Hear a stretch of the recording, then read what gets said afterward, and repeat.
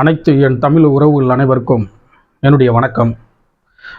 நேற்றைய முன்தினம்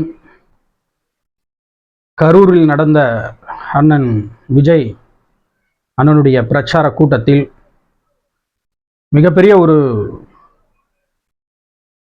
ஏற்றுக்கொள்ள முடியாத இழப்பை தமிழ்நாடு சந்தித்திருக்கிறது. சின்ன குழந்தைகள் உட்பட கிட்டத்தட்ட ஒரு 41 பேர் அந்த நெரிசலில் கூட்ட நெரிசலில் உயிரை இழந்திருக்கிறார்கள். இதற்கு நிறையா நியூஸ்லையும் முகநூல்லையும் இன்ஸ்டாகிராம்லேயும் நிறையா விவாதங்கள் போய்கிட்டு இருக்கு.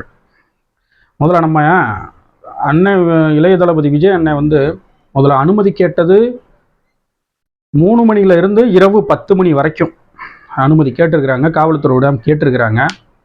ஆனால் அவங்க தனிப்பட்ட முறையில் பொறுப்பாளர்களுக்கு ஒரு 11 மணிக்கெலாம் தலைவர் விஜய் வர்றாரு அப்படின்னு சொல்லும் போதில் கூட்டம் நெரிசல் ஆகுது. ஆனால் ரெண்டாவது அவங்க என்னன்னா, முன்னாடி கேட்ட இடங்கள் வேறு, அனுமதி கேட்ட இடம் வேறு. ஆனால் அந்த இடத்தை விட இது பெற்றான இடம். அது ரொம்ப ஒரு குறுகிய ரோடு. ஆனால் காவல்துறை கொடுத்தது முதல்ல எத்தனை பேர் வர்றாங்க அப்படின்னு சொல்லி கேட்டிருக்கிறாங்க. எத்தனை பேர் வர்றாங்கன்னு கேட்டிருக்கிறாங்க. கிட்டத்தட்ட ஒரு 10,000 பேர் எழுதி கொடுத்துருக்காங்க. அனுமதி கேட்கும்போது 10,000 பேர் வருவாங்க அப்படின்னு சொல்லியிருக்கிறாங்க. முதல்ல நம்ம ஒரு கட்சியிலேருந்து ஒரு மாநாடோ ஒரு பேரணியோ நம்ம நடத்துகிறோம்னா அது குறிப்பிட்ட ஒரு அந்தந்த பகுதியை சேர்ந்த மாவட்ட செயலாளர்களை, ஒன்றிய செயலாளர்களிடம் இங்கிட்டு தொண்டர்கள் எத்தனை பேர் வருவாங்க அப்படின்னு ஒரு ஆணித்தனமான ஒரு உண்மை முன்னப்பின்னா வரலாம். ஒரு 1000-2000 முன்னப்பின்னா வரலாம். கிட்டத்தட்ட 17,000 பேர் எக்ஸ்ட்ரா வந்திருக்காங்க. 10,000 பேர் எழுதி கொடுத்தாங்க. 27,000 பேர் அந்த இடத்துல பங்கு பெற்றிருக்காங்க. ஏன்னா இளைய தளபதி அண்ணன் விஜய் புதுசாக ஒரு அரசியலில் வரக்கூடிய ஒரு திரைப்பட நடிகர், மிகப்பெரிய ஒரு ஸ்டார். அப்போ கட்சியிலே இல்லாதவர்கள் கூட அண்ணனை பார்க்க வருவதற்கு நிறைய வாய்ப்புகள் இருக்குது. அப்படி தான் மக்கள் குடும்பமாக வந்திருக்கிறாரு. சின்ன குழந்தைகள்லாம் கூட்டு வந்திருக்கிறாங்க. தயவு செய்து குழந்தைகளை யாரும், இப்படிப்பட்ட யாரும் எந்த கட்சியாக இருந்தாலும் சரி, கூட்டி போகக்கூடாது, வேண்டாம். இன்னைக்கு பச்சை குழந்தைகள்லாம் 2 வயசு குழந்தைகள்லாம் இறந்துருக்கிறாங்க. இதுக்கெல்லாம் யார் பொறுப்பு ஏற்றுக்குருவா? ஆனால் அது குறுகிய இடம்னால அதிகம். ஆனால் ரெண்டாவது அண்ணன் விஜய் அண்ணன் அங்கேருந்து வரும்போதுலேயே பஸ்ஸுக்குள்ளே உட்காந்து வந்திருக்கிறாரு. அவருடைய பிரச்சார வாகனத்திலே உட்காந்து வந்திருக்கிறாரு. கூட்டங்கள் அங்கங்கே நிறையா கூட்டங்கள் இருந்திருக்கு. வழி எங்கே ரோடு ஃபுல்லாக கூட்டங்கள் இருந்துறதுக்கு அவருடைய முகத்தை நம்ம வெளியில் காட்டணும். ஏன்னா அண்ணன் விஜய் அண்ணனை பார்க்குறதுக்கு தான் மக்கள் திரண்டு வர்றாங்க. பெண்மணிகள் எல்லோரும் திரண்டு வர்றாங்க. அவரும் முதல்ல டயம் தவறாக வர்றாரு. அனுமதி கேட்டது ஒரு டயம் 3 to 10 கேட்டிருக்கிறாங்க. ஆனால் முன்னணி பொறுப்பாளர்கள் அந்த மாவட்டத்தில் இருக்கக்கூடிய மக்களை திரட்டுவதற்காக 11 மணிக்கெலாம் அந்த இடத்த சேர்ந்துட்டாங்க. 11 மணிக்கெலாம் வந்துட்டாங்க. 11 மணிக்கு வந்தோம்னா அந்த கூட்ட நெரிசல் ரொம்ப இதாகிடுச்சு. நிற்கக்கூட அந்த வீடியோலாம் நிறையா பேர் பரப்புகிறாங்க. அந்த பரப்புறதுலே நம்ம பார்த்தோம்னா அதிலே தெரியுது.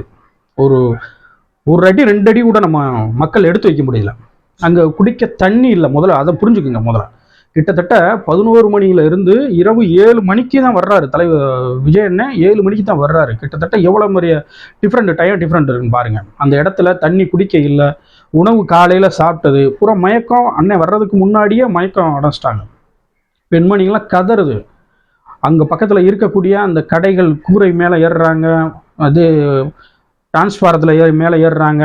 அங்கே இருக்கக்கூடிய ஜென்ரேட்டுக்கு தனியாக ஒதுக்கின அந்த இதை உடைச்சிட்டு உள்ளே போகிறாங்க. ஏன்னா மக்கள் நிற்க முடியலை. அவங்களுக்கு சொல்லி குத்தம் இல்லை. முதல்ல இடம் இப்போ மதுரையில் மாநாடு போட்டப்பைய மக்கள் நிறைய பேர் கூடி மூச்சு திணறல் ஏற்பட்டதுன்னு சொல்லி நியூஸ்லேயே நம்ம பார்த்தோம். ஏன்னா அதிகமான மக்கள் வர்றாங்க, ஒரு எதிர்பார்ப்போடு வர்றாங்க. விஜய் அண்ணன் அடுத்த ஒரு ஆட்சியை பிடிக்க போறாரு, இல்லை ஒரு 2 திராவிட கட்சிகளுக்கு மாற்றாக வர்றாரு அப்படின்னு சொல்லி மக்களிடம் இருக்கு. இரண்டாவது அவர் ஒரு மிகப்பெரிய ஒரு நடிகர். அவரை பார்க்கறதுக்காக லட்சக்கணக்கில் வருவாங்க.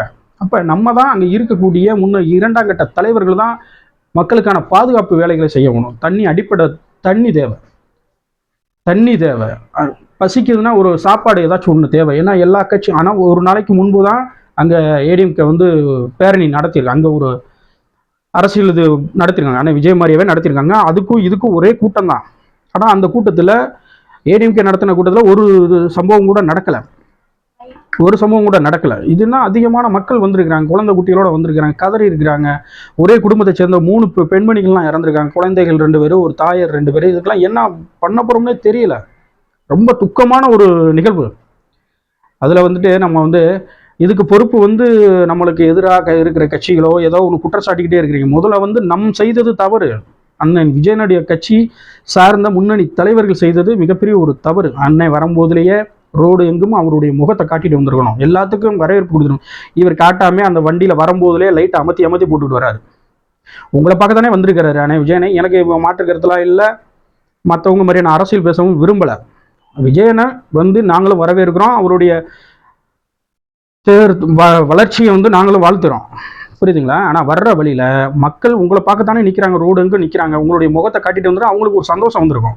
ஆஹா விஜயண்ணனை நம்ம பார்த்துட்டோமே அப்படின்னு சொல்லிட்டு இந்த கூட்டத்துக்குள்ளே வராமல் கூட தவிர்த்து இருக்கலாம். அங்கிட்டே தவிர்த்துருப்பாங்க. சரி அண்ணனை பார்த்துட்டோம்ப்பா நம்ம வீட்டுக்கு போயிருப்பாங்க. நீங்கள் முகத்தை காட்டாமல் லைட்டை ஆஃப் பண்ணிட்டு வரவும் அங்கேருந்து கூட்டங்க ஃபுல்லாகவே உங்கள் பின்னாடியே வந்துருச்சு. வண்டிக்கு பின்னாடியே இங்கே ஏற்கனவே அதிகமான கூட்டம் இருக்குது. அந்த கூட்டம் சேரும் போதில் பெண்மணிகள்லாம் அதிகமாக இறந்துருக்கிறாங்க. ஏன்னா அவங்க நம்மளே போக முடியலையே. இப்போ மதுரையில் சித்திரை திருவிழா வரும்போது அழகர் வரும்போதுலே தல்லாகுளத்துக்கு அதுக்கும் கிட்டத்தட்ட ஒரு 1.5 கிலோமீட்டர் 2 கிலோமீட்டர் இருக்குது. தல்லாகுளத்துக்குள்ளேயே நல்லா உள்ளேயே முனைஞ்சு போக முடியல, அவ்வளோ ஒரு மூச்சு திணறல் வருது, அவ்வளோ ஒரு கூட்டத்தில் வருது. ஆனால் அதை விட 2 மடங்குல கூட்டம் தல்லாகுளத்தில். நான் சொல்கிறது அங்கே உள்ள ஆற்றுக்குள்ளே நான் சொல்லலை. அப்படி இருக்கிற கூட்டத்தை அங்கே இருக்கிற முன்னணி பொறுப்பாளர்கள்லாம் பண்ணியிருக்கணும். தனியாக ஒரு பெண்களுக்குன்னு தனியாக ஒரு வழியை பண்ணியிருக்கணும். நல்ல அந்த இடம் நம்மளுக்கு சூட் ஆகலை, இந்த இடம் நம்மளுக்கு பத்தாது, நம்மளுடைய தொண்டர்கள் ரசிகர்கள் அதிகமாக வருவாங்க அப்படின்னு சொன்னால் மதுரையில் நடந்த ஒரு மாநாடு மாதிரியே நடத்தியிருக்கலாமே. அண்ணன்ட்ட பொருளாதார ரீதிக்கு பணமாக இல்லை, அப்படி ஒரு மாநாடு நடத்தியிருக்கலாம். ஒரு பெரிய ஒரு வயலில் இருக்கக்கூடிய ஒரு பொதுக்கூட்டம் மாதிரியாக கூட நடத்தியிருக்கலாம், மக்களை சந்திச்சிருக்கலாம். 41 உயிர் இல்லை, அதனுடைய குடும்பம் என்ன ஆகும்? நீங்கள் எவ்வளோதான் பணம் கொடுங்க, 20 லட்சம் கொடுக்குறீங்க, மொத்தம் 32 லட்சம் கொடுத்துருக்காங்க மத்திய அரசு, மாநில அரசு, அண்ணன் விஜய் இவங்கெல்லாம் கொடுக்குற அந்த நிதி 32 லட்சம் கொடுத்தாப்புல அந்த உயிர் வந்துருமா? இல்லை வந்துருமான்னு கேட்குறேன். எவ்வளோ பெரிய இது பாவம் இல்லையா? ஒரு தொண்டர் நம்மளை ஒரு கட்சியை நம்பி என்னை நம்பி ஒருத்தன் வர்றான்னா அவனை நான் பாதுகாக்கணும். அவன் என்னை ஒரு கூட்டத்துக்கு நான் கூட்டி போகிறேன்னா நான் அந்த கூட்டத்தை முடித்து நல்லபடியாக அவனை வீட்டுக்கு போகிற வரைக்கும் என்னுடைய பொறுப்பாக தான் இருக்கணும். அப்படி ஒரு ஆக்கிரமிப்பு நம்ம கட்சியுடைய கொள்கை. முதல்ல கட்டுப்பாடுகள் வேணும். தலைவருடைய வண்டி வருது, அந்த வண்டிக்கு பின்னாடியே 2 வீலரில் போகிறாங்க, அந்த வீடியோவும் இருக்குது. அந்த 2 வீலர் வண்டிக்கு அந்த காரு விஜய் அண்ணன் வர்ற காருக்கு கீழே அடிபட்டு காயங்கள் ஏற்படுது.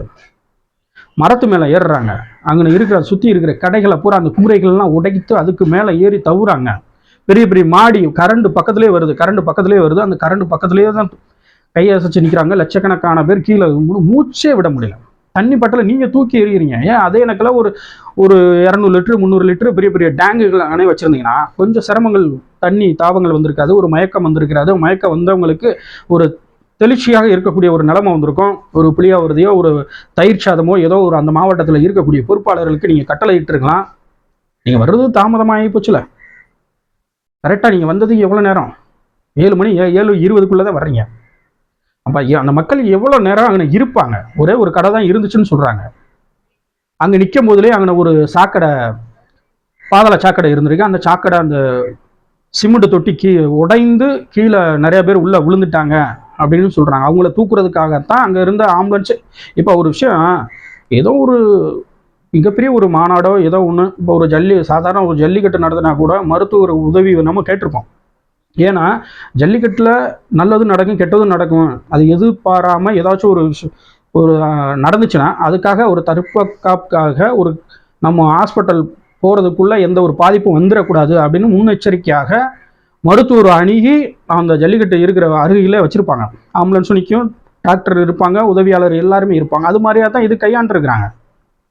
அந்த பொதுக்கூட்டத்துக்கு விஜயண்ணனுக்கு எப்படின்னு இப்போ ஒரு 4-5 மாவட்டங்கள் போய் வந்துட்டீங்க, கூட்டங்கள் அதிகமாக இருக்குது, மக்களுக்கு நன்றாக தெரியுது. இது அரசு யதார்த்தமாக முன்னெச்சரிக்கையாக இந்த ஏற்பாடுகள்லாம் செய்திருக்குது. அவ்வளோ கூட்டத்துக்குள்ள ஒரு ஆம்புலன்ஸ் வருதுன்னு அந்த ஆம்புலன்ஸ்லாம் அந்த தொட்டிகளை விழுந்தவங்கள தான் கொண்டு போகுது. ஒரு தோழர் ஒரு ஆம்புலன்ஸ் ஓட்டி வந்தவரை அவரை அடித்து துன்புறுத்தி அவரை ஏற்கனவே ஒரு மொத்தம் 6 பேர் அட்மிட் ஆகியிருக்காங்க. அவர் பேட்டி கொடுக்குறாரு. இப்போ ஆம்புலன்ஸ் வருது வருது, ஏடிஎம்க்கும் ஒரு குற்றச்சாட்டு வைக்குது, நீங்களும் ஒரு குற்றச்சாட்டு வைக்கிறீங்க. ஆம்புலன்ஸ் வர வேண்டிய தேவைகள் என்ன? தேவைகள் என்ன? இது என்ன சினிமாவா? எல்லா அரசியலும் மாநாடு நடத்துகிறாங்க, பேரணிகள் நடத்துகிறாங்க. சினிமாவா? ஏதோ ஒரு கட்சிக்காரர்களை வந்து உள்ளே வந்து ஊடுருவி ஒரு பிரச்சனையை உருவாக்கணும் அப்படின்னு சொன்னால் பக்கத்தில் ஆள் நிற்பாங்கல்ல, தெரியாமல் என்ன வானத்தில் இருந்தால் போட முடியும்? இல்லை ஹெலிகாப்டர்லேருந்து தாக்குதல் பண்ண முடியுமா? கல் எறிய முடியுமா? செருப்புகள் எறிய முடியுமா? அது நம்மளாம் தோணணும். குற்றச்சாட்டு 1000 பண்ணலாம், யார் வேணாலும் பண்ணலாம், நியாயமானதை பண்ணணும்.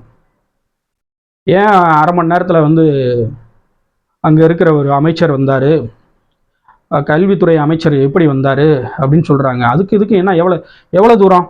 திருச்சிக்கும் அதுக்கும் எவ்வளோ தூரம்? அரை மணி நேரம் 3/4 மணி நேரத்திலே வரலாம். வந்து இரவு ஃபுல்லாக பார்த்துருக்குறாங்க. கட்சி வேறுபாடுகள் என்று வேறு, கொள்கை என்பது வேறு. யாரை வேணாலும் விமர்சனம் பண்ணலாம், யாரை வேணாலும் பேசலாம், வைக்கலாம். அது சுதந்திர ஒரு உரிமை அரசியல் வந்து. அதற்காக களத்தில் வந்து நிற்கிறவங்களுக்கு வந்து நம்ம வந்து தவறாக விமர்சனம் பண்ண வேண்டாம். நான் திமுகவுக்கு ஆதரவாகலாம் நான் பேசலை. நான் உண்மையாக எல்லா வீடியோவும் நான் பார்த்துட்டு தான் பேசுகிறேன். அப்படிப்பட்ட ஒரு கூட்டமாக வரக்கூடியவர்களுக்கு வந்து நம்ம தான் பாதுகாத்துருக்கணும். தனியாக ஒரு பெண்களுக்குன்னு ஒரு தனியாக இடத்த இது பண்ணியிருக்கணும், ஆண்களுக்குன்னு தனியாக பண்ணியிருக்கணும். அவங்களுக்கான அன்றாட அந்த தண்ணி தேவைகள் நம்ம பூர்த்தி செஞ்சுருக்கணும். புரியுதுங்களா? ஒரு சாப்பாடு அரேஞ்ச் பண்ணியிருக்கணும். மயக்கம் வந்தது தான். எவ்வளோ நேரம் நிற்பீங்க? மூச்சு திணறல் வரக்கூடிய காரணம் என்ன? அதில் நிற்கக்கூடியவர் ஒரு காலை கூட எடுத்து வைக்க முடியல, காலை எடுத்து வைக்க முடியல. எத்தனையோ பெண்கள் மயங்கி விழுகிறாங்க. அதுக்கு காரணம் அண்ணனுடைய கட்சி தொண்டர்கள் தான் காரணம். பெண்கள் கூட இப்போ எல்லா நாட்களுமே அண்ணன் விஜய் எங்கன வர்றாரோ, இப்போ ஏர்போர்ட்லாம் திருச்சிக்கு வந்தப்போ கூட பார்த்தீங்க, திருச்சிக்கு வெளியில் வர்றாரு, காவல்துறை வந்து எல்லாத்தையும் கட்டுப்பாட்டில் வச்சிருக்கு, எல்லாத்தையும் ஜெயின் போட்டு நிப்பாட்டி வச்சிருக்கு. விஜயனை வெளியில் வர அப்படியே தடன்னு ஆடு மாடுகள் மாதிரி ஓடுறாங்க. முதல்ல கட்டுப்பாடு வேணும், தொண்டர்களுக்கு வந்து கட்டுப்பாடு வேணும். முன்னாடி வந்து ஒரு சினிமா ஒரு இதாக இருந்தார், ஒரு இளைய தளபதி, நம்மளுடைய ரசிகர், நம்மளெல்லாம் நம்ம அப்படின்ட்டு இருந்துச்சு. இப்போ ஒரு கட்சியினுடைய தலைவர் ஆகிட்டாரியா. இருக்கக்கூடிய தொண்டர்களுக்கு நான் சொல்ல வரேன், ஒரு கட்சியினுடைய தலைவர், அவருக்கு எந்த ஒரு களங்கமும் ஏற்படாமல் நம்மளை கட்டுப்பாடாக 2ஆம் கட்ட அங்கே இருக்கக்கூடிய பொறுப்பாளர்கள் மக்களை பாதுகாக்கணும், கட்டுப்பாடோடு இருக்கணும். கட்டுப்பாடோடு நீங்கள் பாதுகாத்துருந்தீங்கன்னா இந்த பிரச்சனைகள்லாம் வந்திருக்க வாய்ப்பே கிடையாது. அவர் வர்றாரு, தடன்னு ஓடுறாங்க. இங்கே கரூர்லேயும் அங்கேயும் அப்படி தான் நடந்திருக்கு. அண்ணன் விஜயனை வண்டி வருதுன்னா தடன்னு இருக்கிறவங்க பூரா ஓடுறாங்க. காவல்துறை என்ன பண்ண முடியும்? அங்கே இருந்த 500 பேரோ 1000 பேருன்னு சொல்கிறாங்க. அவங்களால என்ன பண்ண முடியும்? எத்தனை பேர் வாக்குவாதம் பண்ணியிருக்கிறாங்க? அங்கே இருக்கக்கூடிய விஜயனுடைய தொண்டர்கள் காவல்துறையோட எத்தனையோ முரண்பாடுகளோட சண்டை போட்டுருக்காங்க. அவங்களுடைய பேச்சை கேட்டால் அவங்க எப்படி கட்டுப்படுத்த முடியும்? 10,000 பேருக்கு மேலே இருக்கிறாங்க, அவங்களை எப்படி கட்டுப்படுத்த முடியும்? நம்ம கட்சி, நம்மளுடைய தலைவர் வர்றாரு, பெண்களை நம்ம தான் பாதுகாக்கணும், தலைவர் வருங்க, வழியை விடுங்க, எல்லாருக்கும் ஒரு கை கோர்த்து எல்லாத்தையும் மக்களை பாதுகாத்து யாரும் முன்னாடி போக வேணாம், தலைவர் நல்லபடியாக வரட்டும் அப்படின்னு சொல்கிறாரு. ஆனால் மேடைக்கு வந்ததுமே அண்ணன் விஜய் என்ன சொன்னார்? தமிழ்நாட்டு காவல்துறைக்கு என்னுடைய வாழ்த்துக்கள், பைபாஸ் ரோட்டில் இருந்து நான் உள்ளே வருவேன்னா அதுக்கு காவல்துறை தான் காரணம், பாதுகாப்பாக கொண்டாந்தாங்க, காவல்துறை இல்லைன்னா நான் வந்திருக்கிறதே ரொம்ப கஷ்டம் அப்படின்னு சொல்கிறாரு. ஆனால் அதே இதுதான் காவல்துறை மேலே வந்து குற்றம் சாட்டுறீங்க. இது எல்லா மாநாடுகளையும் எல்லா பேரணிகளும் நடக்கிறத ஒன்று தான். எல்லாருமே வாக்குவாதம் பண்ணுவோம். ஆனால் இருந்தாலும் இது வந்து தொண்டர்கள் பண்ணுறது ரொம்ப தவறாக இருக்குது. அவங்களுடைய ஒரு தலைவர், ஒரு ரசிகன்ற பேரில் ஒரு கட்டுப்பாடு இல்லாமல் தொண்டர்கள் இருக்கிறாங்க. இது வந்து அவருடைய கட்சிக்கு அவர் புதிதாக ஆரம்பித்திருக்கிறவர், ஒரு அடுத்த ஒரு நான் தான் ஆட்சியை பிடிப்பேன் அப்படின்னு சொல்லக்கூடிய ஒரு அண்ணன் இளைய தளபதி விஜய் அண்ணன் அவர்களுக்கு ஒரு அபபேரை உண்டாக்குது, ஒரு கெட்ட பேரை உண்டாக்குது.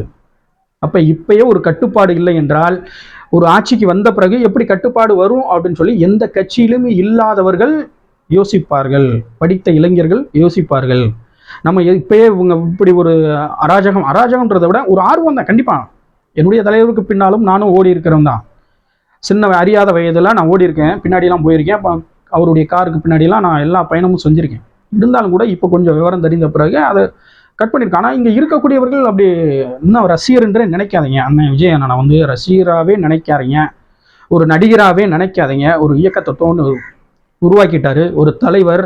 மக்களுக்கான வேலைகள் என்ன செய்யணும் அப்படின்னு தான் நம்ம சிந்திக்கணும். அங்கே இருக்கக்கூடிய தொண்டர்கள் முதல்ல நீங்கள் நல்லா புரிந்து கொள்ளுங்கள். நீங்கள் அவரை வந்து டிஸ்டர்ப் பண்ணுறது மிகப்பெரிய ஒரு இப்போ தலைவர் எழுச்சி தமிழர்லாம் எத்தனையோ பேரணிகள், எத்தனையோ மாநாடுகள் நடத்திட்டாங்க. தலைவர் வரும்போதில் ஒரு 20 பேர் 25 பேர் இருப்பாங்க. தலைவரை நெருங்க விட மாட்டாங்க. ஆனால் அந்த இடத்துலையும் எங்கள் தலைவர் வந்து கை விடுப்பார், வைப்பார். ஆனால் இப்படி இப்படி ஓடுறது, காருக்கு பின்னாடி ஓடுறது ரொம்ப போனீங்கன்னா உங்களுக்கு தான் பாதிப்பு. இப்போ கீழே எத்தனை பேர் நீங்கள் ஓடும்போதில் எத்தனை பேர் கீழே தடுக்கி விழுந்து எத்தனை பேர் மிதித்து ஓடினார்கள், அதெல்லாம் இருக்கு.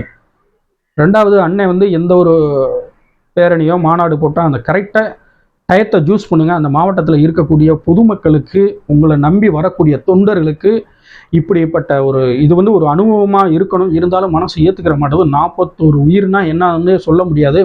குழந்தையை இழந்தவர்கள், அவங்களுடைய மனைவி இழந்தவர்கள்லாம் கதறாங்க கிடந்துக்கிட்டு. அவங்க அப்படி அழுகையெல்லாம் பார்த்தா அவ்வளோ பெரிய வழிகளாக இருக்குது. அந்த வழிகள்லாம் எப்படி நம்ம போக்க போகிறோம் அப்படின்னு தெரியல. இது வந்து ஏதோ ஒரு எதிர்பாராமல் நடந்தது அப்படின்னு எடுத்துக்கிட்டாலும் கூட இது அங்கே இருக்கக்கூடிய தொண்டர்கள் மேலும் கட்சி பொறுப்பாளர்கள் மேலும் மிகப்பெரிய ஒரு ஒழுங்குபடுத்தாதது அவர்களுக்கு மேலே தான் மிகப்பெரிய ஒரு தவறாக இருக்கிறது. அதனால் தொடர்ந்து அண்ணன் விஜய் அண்ணன் வந்து பிரச்சாரத்துக்கு வரும்போதில் உங்களுடைய முகத்தை வெளியில் காட்டிட்டு வாங்க, ஓப்பனாக காட்டிட்டு வாங்க, மக்கள் பார்க்கட்டும். உங்களை பார்க்குறதுக்கு தான் அந்த மக்கள் வந்திருக்கிறாங்க. யாருக்காக வந்திருக்கிறாங்க? கட்சியின் தொண்டர்கள். கட்சிக்கு உங்களுக்கு ஓட்டு போடணும்னு சொல்லி ஒரு 50% பேர் இருப்பாங்க. 50% பேர் உங்களை பார்க்கணும்னு வந்தவர்கள். அவர்கள்லாம் எந்தெந்த கட்சி அவங்களே பேட்டி கொடுக்குறாங்க. நாங்கள் அண்ணன் விஜய் அண்ணனை தான் பார்க்க வந்தோம், இளைய தளபதியை தான் பார்க்க வந்தோம் அப்படின்னு சொல்கிறாங்க. அவங்கள நினச்சி பார்த்துருப்பாங்களா? இன்னைக்கு நம்ம உயிரோட இல்லையே, இன்னைக்கு சாக போகிறோம்னு நினச்சி பார்த்துருப்பாங்களா? ஆனால் அவ்வளோ பெரிய பெரிய ஆளுகளே அந்த கூரை மேலே ஏறுறாங்க. உயிருக்கு பயந்து, நெருக்கல், அவ்வளோ பெரிய நெருக்கல். கரண்ட் ஆஃப் ஆச்சுன்னு சொல்கிறாங்க. கரண்ட் ஆஃப் ஆகணும் அப்படின்னு சொல்லி எல்லா மாவட்டங்கள்லையுமே அனுமதி கேட்டிருக்காங்க. முன்னணி பொறுப்பாளர்கள், அந்த கட்சியை சேர்ந்தவர்கள் எழுதி கொடுத்துருக்குறாங்க. ஏன்னா பூரா கரண்ட் டிரான்ஸ்ஃபாரம் ஏறுது, அந்த வயர் போகிறதுல ஏறுறது, அது பாதிப்பு வரக்கூடாதுன்னு சொல்லி அந்த நிமிஷத்தில் ஆஃப் பண்ணியிருக்கிறாங்க. மறுபடியும் கொடுத்துருக்குறாங்க. ரெண்டாவது, கரண்ட் ஆஃப் ஆனது அந்த ஜென்ரேட்டர் இருக்கக்கூடிய அந்த தடுப்புகளை உடைத்து உள்ள மக்கள் போனனால அது கரண்ட் ஆஃப் ஆகிருக்கிறது. முதல்ல நம்மளுடைய அந்த களத்தில் நம்ம என்ன செஞ்சோம்? இப்போ அவ்வளோ பெரிய, இப்போ மதுரையில் ஒரு மாநாடு நடந்த போகிற ஒரு யூடியூப் ஒரு அண்ணன் வந்து முத்ராப்பனா ஒரு அண்ணன் வந்து ஒரு பேட்டி கொடுக்குறாரு. தண்ணி இங்கே வரல அப்படின்னு சொல்கிறாரு. அங்கே இருக்கக்கூடிய விஜயனுடைய தொண்டர்கள் வந்து அவரை கண்டுபிடிச்சு இவரை வந்து எங்கள் கட்சியை வந்து விமர்சனம் பண்ணுறாரு அப்படின்னு சொல்கிறாங்களே. மாநாட்டிலே கண்டுபிடித்தவர்கள் ஒரு பேரணியாக வரக்கூடிய ஒரு மக்களை சந்திக்கக்கூடிய வர இடத்துல கண்டுபிடிக்க முடியாது. ஒரு தவறை செய்திருந்தாலும் இங்கிருந்து செருப்பு வந்துச்சுன்றாங்க, அது வந்துச்சுன்னாங்க, கல் வந்துச்சுன்னாங்க, இதை கண்டுபிடிக்க முடியாதா? குற்றம் சாட்டுறதுக்கு 1000 குற்றச்சாட்டு பண்ணலாமியா? ஒரு மனச்சாட்சி கூட பண்ணுங்க, புரியுங்களா? யாரா இருந்தாலும் சரி. அவ்வளவு பிரச்சனை நடந்திருக்கு. பிரச்சனை நடந்து அவன் இத்தனை உயிர்கள், அப்போதைக்கு முடிந்த அந்த இரவு ஒரு 30 உயிர்கள் போயிருக்குது. அண்ணன் போயிட்டாங்க. இப்போ களத்தில் நீங்கள் ரசிகர் தான், மிகப்பெரிய ஒரு திரைப்பட நடிகர் தான். உங்களை வந்து நீங்கள் வந்தீங்கன்னா கூட்டம் சேரும் அப்படின்னு சொல்லி கண்டிப்பாக இருக்குது. நீங்கள் வந்தாலே ஒரு கூட்டம் இருக்குது. கட்சி சாராதவர்களே வந்து உங்களை பார்க்க வருவாங்க. ஆனால் இப்படிப்பட்ட சம்பவத்தில் நீங்கள் இல்லாட்டியும் கூட உங்களை 2ஆம் கட்ட தலைவர்கள் அங்கே போய் பார்த்துருக்கணும், மக்களை பார்த்துருக்கணும், ஹாஸ்பிட்டலில் பார்த்துருக்கணும். அன்றைக்கி நைட்டே வந்து தமிழ்நாட்டு முதல்வர் வந்து அங்கே இரவு ஃபுல்லாக அங்கே இருந்துருக்கிறாங்க. அங்கே இருக்க திமுக 2ஆம் கட்ட தலைவர்கள்லாம் அங்கே போயிருக்காங்க. எல்லா கட்சி தலைவர்களும் போய் பார்த்துட்டாங்க. இன்னும் அண்ணன் விஜய் அண்ணே இன்னும் அந்த இறந்த குடும்பத்தை சந்திக்கிறதுக்கே இன்னும் அனுமதி கேட்டுக்கிட்டு இருக்கிறாரு. இன்னைக்கு அனுமதி மறுத்து இருக்கு. ஏன்னா லீவு டைம் அப்படின்றனால. நம்மளை நம்பி வந்தவர்களை நம்ம தானே பாதுகாத்துக்கிறணும். அதனால மக்கள் உங்களை ரொம்ப எதிர்பார்ப்போடு இருக்கிறாங்க. நீங்கள் சும்மா அந்த பேப்பரில் யாரோ ஒரு ஆள் எழுதி கொடுக்குறத வச்சுக்கிட்டு நீங்கள் வாகனத்தில் பூரா பேசிக்கிட்டு இருக்கீங்க. உங்களுக்கான அரசியல் என்ன அப்படின்னு நீங்கள் நல்லா புரிஞ்சுக்குங்க. புரிஞ்சு மக்கள் உங்களை நம்பி வர்றவங்களுக்கு இப்படி ஒரு பாதிப்பு இனிமேல் நடக்காத அளவுக்கு உங்களுடைய பிரச்சாரங்களும் உங்களுடைய மாநாடுகளும் அமையணும். முன் ஏற்பாடோடு செய்யுங்க. யாரும் பாதிக்கப்படக்கூடாது. எந்த கட்சியாக இருந்தாலும் சரி, எந்த இயக்கமாக இருந்தாலும் சரி, அவர்களும் மனிதர்கள், அவரும் நம்மளுடைய தமிழர்கள். ஒரு கட்சியை நம்பி வர்றாங்க. அவங்க வந்து எப்படி வர்றாங்களோ அது மாதிரியே பாதுகாப்பாக வீடு போய் சேர வேண்டும். அது உங்களுடைய கடமை. அதனால தயவு செய்து அந்த 41 சிறுவர்கள், பெரியவர்கள், பெண்மணிகள் இறந்த 41 தமிழ் உறவுகளுக்கும் விடுதலை சிறுத்தையின் கட்சியும் சார்ந்து ஆழ்ந்த இரங்கலை தெரிவித்துக் கொள்கிறேன். ரொம்ப மன வேதனையாக இருக்கிறது. எப்படி அண்ணன் விஜய் எதிர்கொள்ள போறார் அப்படின்னு தெரியல. தொண்டர்கள் தயவு செய்து எந்த கட்சியை சார்ந்தவர்களாக இருந்தாலும் சின்ன பிள்ளைகளை, குழந்தைகளை, கன்சியூவாக இருக்கும் பெண்மணிகள் ஒரு 200 தர்றான், 300 தர்றான், 500 கொடுத்தா, 1000 கொடுத்தா கூட குழந்தைகளை அனுப்ப வேண்டாம், போக வேண்டாம். உயிர் என்பது ஒரு முறை. அதை நாம் பாதுகாத்து கொள்வது நம்மளுடைய கடமையும் இருக்குது. 1000 பேர் 1000 சொல்லலாம், கூப்பிடலாம், வைக்கலாம். இன்னைக்கு அந்த இழப்பு அந்த 41 குடும்பங்களுக்கு தான் அதோட வழி தெரியும். எத்தனையோ பேர் வந்து கூட்டிருக்கலாம், கூட்டத்தை காட்டணும். அரசியல் அப்படிதான் நடக்குது, எல்லா கட்சியுமே அப்படிதான் நடக்குது. அப்படி கூட்டத்தை காட்டணும் அப்படின்னு சொல்லிட்டுலாம் நம்ம 200க்கும் 300க்கும் ஆசைப்பட்டு நம்ம போயிட்டோம்னா இப்படிப்பட்ட சிக்கலான ஒரு உயிர் பலி உருவாகத்தான் செய்யும். அதனால அண்ணன் விஜயண்ணன் அவர்களே, உங்களுடைய தொண்டர்களை, உங்களுடைய அடுத்த கட்ட பொறுப்பாளர்களை போட்டு நெறிப்படுத்துங்கள். ஒரு மாநாடு எப்படி நடத்த வேண்டும், ஒரு பேரணி எப்படி நடத்த வேண்டும், எப்படி மக்களை பாதுகாக்க வேண்டும் என்று ஒரு நெறிப்படுத்தி அதற்கு பிறகு உங்களுடைய சுற்றுப்பயணத்தை மேற்கொள்ளுங்கள். தயவு செய்து உங்களை நம்பி வந்த அந்த 41 குடும்பங்களை முதல்ல சந்தித்து ஆறுதல் சொல்லுங்கள். ஆறுதல் சொல்லுங்கள். சொன்னாலும் அவங்களுடைய உயிர் வரப்போவதில்லை. இருந்தாலும் உங்களை நம்பி வந்தவர்களுக்காக நேரடியாக சந்திங்கள், மக்களை சந்திங்க. எதா இருந்தாலும் மக்களை சந்திங்க. வெளிப்படையாக வந்தால் தான். அனைத்து உறவுகளுக்கும் என்னுடைய நன்றியை நான் தெரிவிச்சுக்கிறேன்.